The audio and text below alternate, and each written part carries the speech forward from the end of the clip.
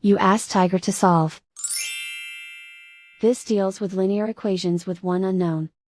The final result is n equals 1 over 4. Let's solve it step by step.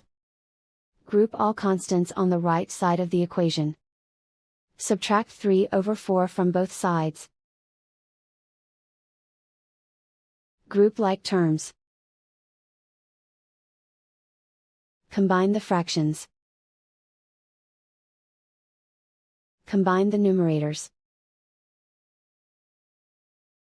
Reduce the zero numerator.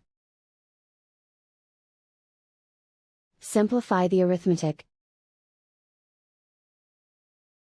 Find the lowest common denominator. Multiply the denominators.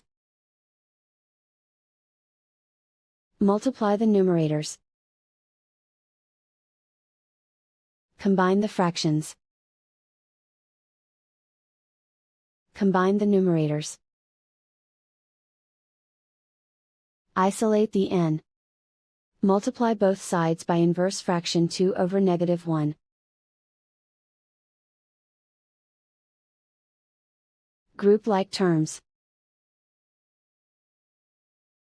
Multiply the coefficients. Simplify the arithmetic.